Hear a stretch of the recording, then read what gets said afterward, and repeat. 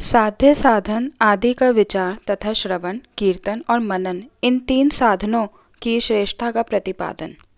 व्यास जी कहते हैं, सूत जी का यह वचन सुनकर वे सब महर्षि बोले, अब आप हमें वेदांत सार सर्वस्वरूप अद्भुत शिव पुराण की कथा सुनाइए।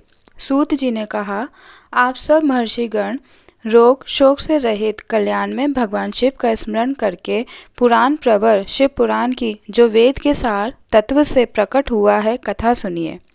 शिव पुराण में भक्ति, ज्ञान और वैराग्य, इन तीनों का प्रीतिपूर्वक गान किया गया है और वेदांत वैद्य सद्वस्तु का विशेष रूप से वर्णन है। इस वर्तमान कल्प में जब सृष्टि कर्म आरंभ हुआ था, उन दिनों 6 कुलों के महर्षि परस्पर वाद विवाद करते हुए कहने लगे, अमुक वस्तु सबसे उत्कृष्ट है और अमुक नहीं। उनके इस विवाद ने अत्यंत महान रूप धारण कर लिया। तब वे सबके सब अपनी शंका के समाधान के लिए सृष्टिकर्ता अविनाशी ब्रह्मा जी के पास गए और हाथ जोड़कर विनय भरी वाणी में बोले, प्रभो, आप संपूर्ण जगत को धारण पोषण करने वाले तथा समस्त कारणों के भी कारण हैं। हम यह जानना चाहते हैं कि संपूर्ण तत्वों से परे प्रातः पुराण पुरुष कौन है। ब्रह्मा जी ने कहा, जहाँ से मन सहित वाणी उन्हें ना पाकर लौट आती है तथा जिनसे ब्रह्मा, विष्णु, रुद्र और इंद्र आदि से युक्त यह संपूर्ण जगत समस्त भूतों एवं इंद्रियों के साथ पहले प्रकट हुआ है, वे ही ये देव महादेव सर्वज्ञ एवं संपूर्ण जगत के स्वामी हैं। ये ही सबसे उत्कृष्ट हैं। भक्ति से ही इनका साक्षात्कार होता है, दूसरे किसी उपाय से कहीं इनका दर्शन नहीं होता। रुद्र, हरि, हर तथा अन्य देवेश्वर सदा उत्तम भक्ति भाव से उनका दर्शन करना चाहते हैं। भगवान शिव में भक्ति होने से मनुष्य संसार संबंधन से मुक्त हो जाता है। देवता के कृपा प्रसाद से उनमें भक्ति होती है और भक्ति से देवता का कृपा प्रसाद प्राप्त होता है। ठीक उसी तरह जैसे यहाँ अंकुर से बीज और बीज से अंकुर पैदा होता है। इसलिए तुम सब ब्रह्मर्षि भगवान शंकर का कृपा प्रसाद प्राप्त करने के लिए भूतल पर जाकर वहाँ सहस्त्रों वर्षों तक चालू रहने वाले एक विशाल यज्ञ का आयोजन करो।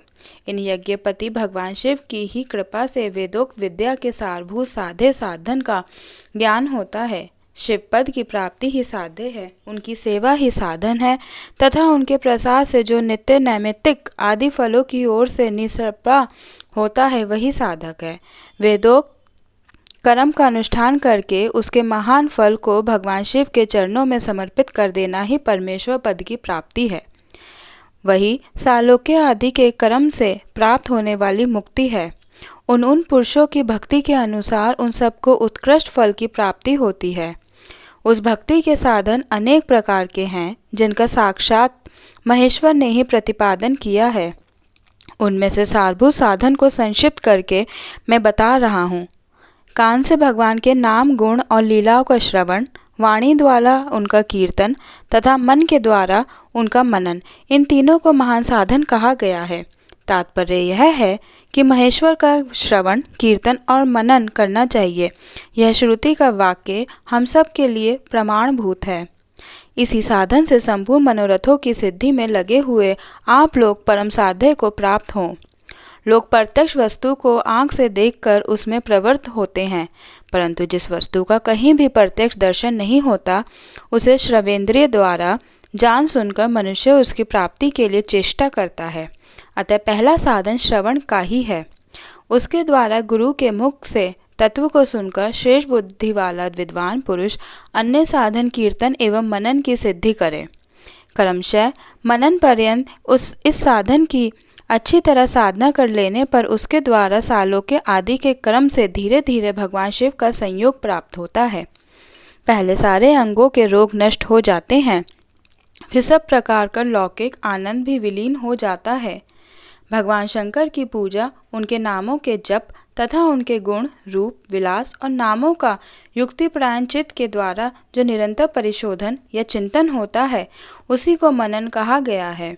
वह महेश्वर की कृपा दृष्टि से उपलब्ध होता है, उसे समस्त श्रेष्ठ साधनों में प्रधान या प्रमुख कहा गया है। सूत जी कहते हैं, मुनीश्वरों, इस साधन का महात्म्य बताने के प्रसंग में मैं आप लोगों के लिए एक प्राचीन वृत्तांत का वर्णन करूंगा, उसे ध्यान देकर आप सुने। पहले की बात है, पराशर मुनि के पुत्र मेरे गुरु व्यास देव जी सरस्वती नदी के सुंदर तट पर तपस्या कर रहे थे।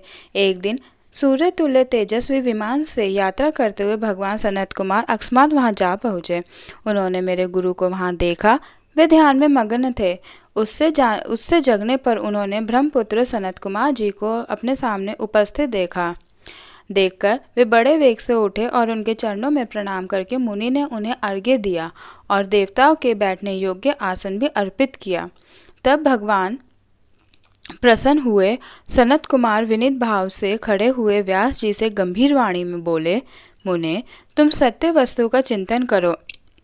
वह सत्य प्रदात भगवान शिव ही हैं जो तुम्हारे साक्षात्कार के विषय होंगे। भगवान शंकर का श्रवण, कीर्तन, मनन ये 3 महत्तर साधन कहे गए हैं। ये तीनों ही वेद सम्मत हैं। पूर्व काल में दूसरे साधनों के संभ्रम में पड़कर घूमता घामता मंदराचल जा पहुँचा और वहाँ तपस्या करने लगा। तदंतर महेश्वर शिव की आज्ञा से भगवान नंदिकेश्वर वहाँ आए। उनकी मुझ पर बड़ी दया थी। वे सबके साक्षी तथा शिव गणों के स्वामी भगवान नंदिकेश्वर मुझे स्नेहपूर्वक मुक्ति का उत्तम साधन बताते हुए बोले, ये तीनों साधन वेद सम्मत हैं और मुक्ति के साक्षात कारण हैं। यह बात स्वयं भगवान शिव ने मुझसे कही है। अतः ब्राह्मण, तुम श्रवण आदि तीनों साधनों का ही अनुष्ठान करो। व्यास जी से बारंबार ऐसा कहकर अनुगामियों सहित ब्रह्मपुत्र सनत कुमार परम सुंदर ब्रह्म धाम को चले गए। इस प्रकार पूर्व काल के इस उत्तम वृत्तांत का मैंने संक्षेप से वर्णन किया है। ऋषि बोले, सूत जी, श्रवण आदि 3 साधनों को आपने मुक्ति का उपाय बताया है, किंतु जो श्रवण आदि तीनों साधनों में असमर्थ हो वह मनुष्य किस उपाय का अवलंबन करके मुक्त हो सकता है? किस साधनभूत कर्म के द्वारा बिना यत्न के ही मोक्ष मिल सकता है?